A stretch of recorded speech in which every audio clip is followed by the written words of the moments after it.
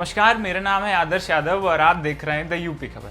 आज हम इस वीडियो में बात करने वाले हैं टेक्नोलॉजी की दुनिया में जो हलचल चल रही है उससे जुड़ी कुछ खबरों के बारे में। तो चलिए शुरू करते हैं।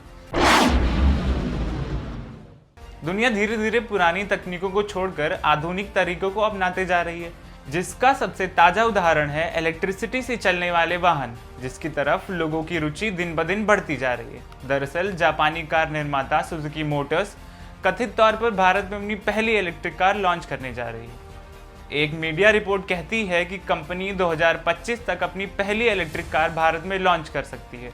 हालांकि कंपनी की ओर से इसके ऊपर कोई आधिकारिक बयान नहीं आया है। भारत में फिलहाल इलेक्ट्रिक वाहनों की बिक्री काफ़ी धीमी है, जिसका श्रेय खराब चार्जिंग इंफ्रास्ट्रक्चर को भी जाता है। हालांकि भारत सरकार 2030 तक देश में कम से कम 30% इलेक्ट्रिक वाहन होने का लक्ष्य रख चुकी है। इसके अलावा इलेक्ट्रिक वाहनों की ओर से ग्राहकों की रुचि बढ़ाने के लिए सरकार सब्सिडी भी पेश कर रही है। दूसरी खबर हुआई कंपनी से जुड़ी है। दरअसल हुआई अपने नए प्रोडक्ट पर काम कर रही है। हम कंपनी की नई ऑटोमेटिक सेल्फ ड्राइविंग साइकिल की बात कर रहे हैं, जो मानव रहित अवस्था में भी दौड़ सकती है। सेल्फ ड्राइविंग कार की तरह ही यह एक सेल्फ ड्राइविंग साइकिल है, जिसे मानव रहित होने पर भी संचालित किया जा सकता है।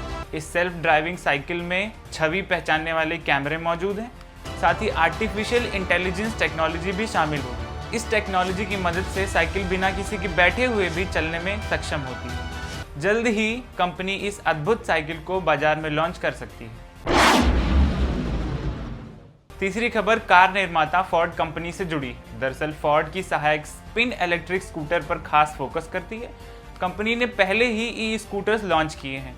इसी कड़ी में कंपनी ने अपना नया ई स्कूटर S100T बाजार में उतार दिया है। दिखने में यह कंपनी के अन्य ई स्कूटर्स की तरह ही दिखाई देता है, लेकिन स्पेसिफिकेशन, पावर व रेंज के मामले में यह अलग है।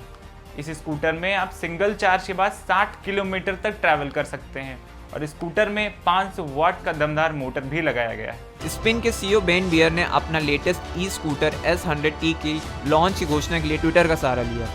बेन ने बताया कि यह पूरी तरह से कंपनी द्वारा विकसित किया गया है और इसे डिजाइन करने में स्पिन की टीम को 1 साल से ज्यादा समय लगा है। उनका यह भी कहना है कि स्कूटर को मजबूती और सुरक्षा को ध्यान में रखते हुए बनाया गया है। S100T इलेक्ट्रिक स्कूटर को सबसे पहले इस महीने अमेरिका के सैक्रामेंटो शहर में उपलब्ध कराया जाएगा, जिसके बाद 2022 तक इसका बड़े पैमाने में उत्पादन किया जाएगा।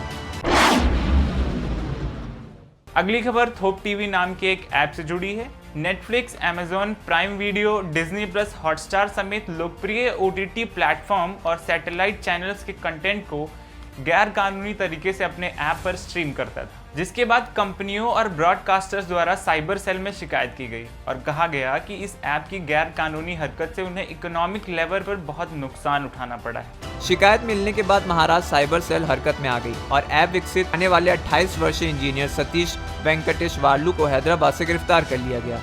थोप टीवी लगभग 2 साल पुराना ऐप है। यह गूगल प्ले पे उपलब्ध नहीं था, बल्कि इसे ऑनलाइन उपलब्ध APK के जरिए डाउनलोड करना होता था। यह पूरी तरह से गैर कानूनी ऐप था।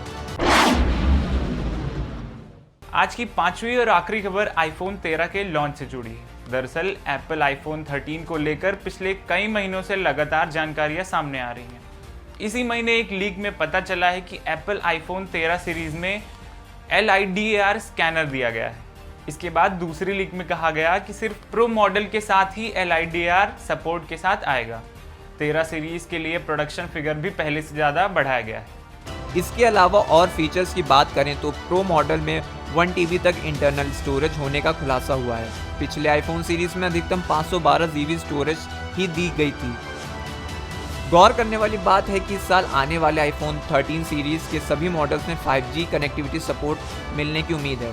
इसका मतलब है कि 2021 में आने वाले सभी आईफोन और नेक्स्ट जनरेशन आईफोन SE में 5G सपोर्ट मिलेगा। 2022 में आने वाले आईफोन SE में A15 बायोनिक चिपसेट दिए जाने की खबर है। फिलहाल आज के इस सेगमेंट में इतना ही।